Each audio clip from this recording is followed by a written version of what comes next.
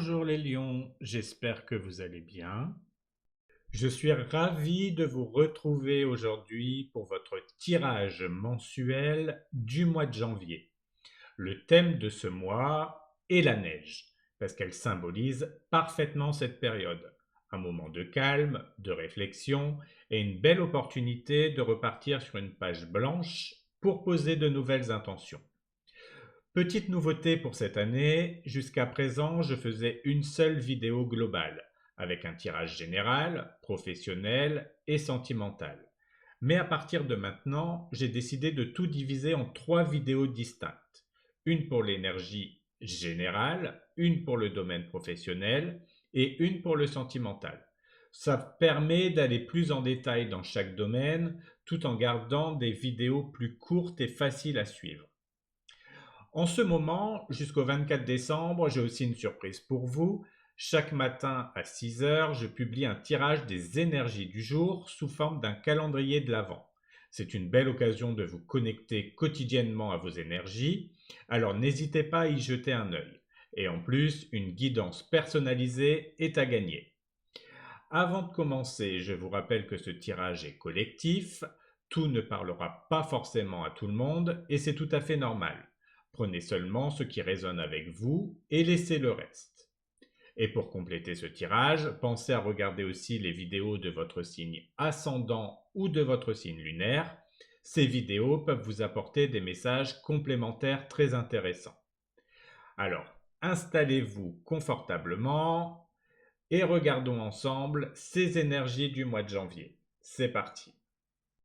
Comme nous l'avons vu dans votre tirage trimestriel, d'ailleurs je vous mets en haut à droite le lien de cette vidéo si vous ne l'avez pas encore vu, pour vous les lions, l'énergie principale de votre mois de janvier est le diable. Cette carte évoque des liens, des attachements ou des schémas qui peuvent vous limiter. Le diable vous invite à prendre conscience des dépendances, des peurs ou des tentations qui pourraient vous retenir ce mois-ci. Mais cette énergie n'est pas négative en soi, elle vous offre une opportunité de reprendre le contrôle. Ce mois de janvier pourrait être le moment idéal pour reconnaître ce qui vous enchaîne et commencer à vous en libérer. Le diable peut également parler de passion, de désir et d'une intensité particulière dans vos projets ou vos relations. Ce mois-ci, il est important de canaliser cette énergie puissante de manière constructive, en restant conscient de vos choix et en veillant à ne pas céder à des impulsions qui pourraient vous éloigner de vos objectifs. Nous allons maintenant regarder comment vont évoluer les énergies pour vous les lions au cours de ce mois de janvier. Pour le début du mois, nous avons le 9 de bâton. Pour le milieu du mois, nous avons le 6 de coupe. Et pour la fin du mois, nous avons le 4 d'épée. Le mois commence avec une énergie de persévérance. Le 9 de bâton montre que vous avez déjà beaucoup accompli, mais que vous pourriez vous sentir un peu fatigué ou sur la défensive. C'est une période où vous êtes invité à tenir bon, même si les défis semblent pesants. Vous êtes plus proche de la réussite que vous ne le pensez, alors ne baissez pas les bras. Cette carte vous rappelle que votre résilience est votre plus grande force en ce début de mois. Au milieu du mois, une énergie de nostalgie et de douceur s'installe avec le 6 de coupe. Cette carte peut indiquer un retour vers le passé, des souvenirs qui ressurgissent ou des liens avec des personnes importantes de votre vie. C'est un moment pour apprécier les relations sincères et peut-être pour retrouver une certaine innocence ou légèreté. Prenez ce temps pour vous reconnecter avec ce qui vous apporte du bonheur et de l'émotion. Vous terminez le mois avec une énergie de repos et de réflexion. Le 4 d'épée vous invite à faire une pause, à vous retirer du tumulte et à recharger vos batteries. Après les efforts du début du mois et les émotions du milieu, il est essentiel de vous recentrer et de prendre soin de votre bien-être mental et physique.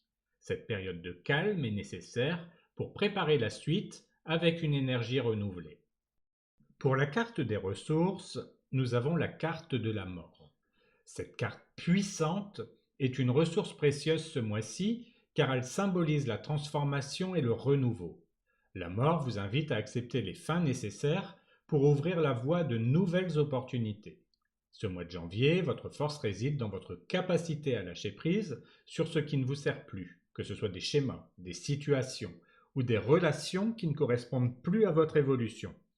En lien avec le 9 de bâton au début du mois, cette carte vous rappelle que tenir bon ne signifie pas vous accrocher à tout prix à ce qui ne fonctionne plus.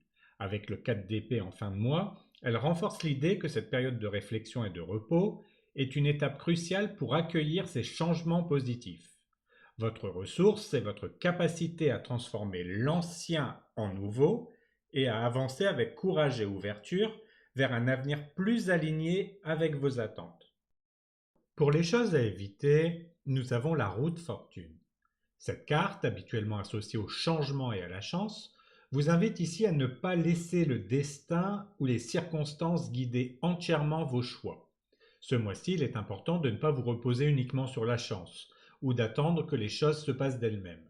La roue de fortune, en position d'avertissement, vous rappelle que vous avez le pouvoir d'agir et d'influencer votre vie, même lorsque les événements semblent hors de contrôle.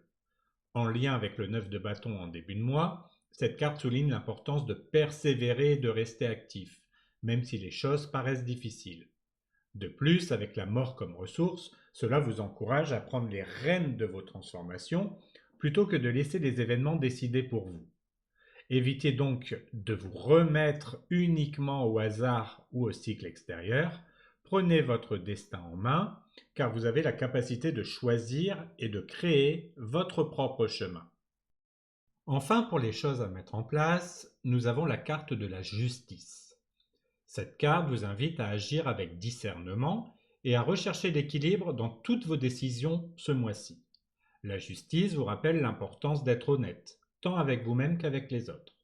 Il est essentiel de peser le pour et le contre avant d'agir, et de vous assurer que vos choix sont alignés avec vos valeurs et vos responsabilités.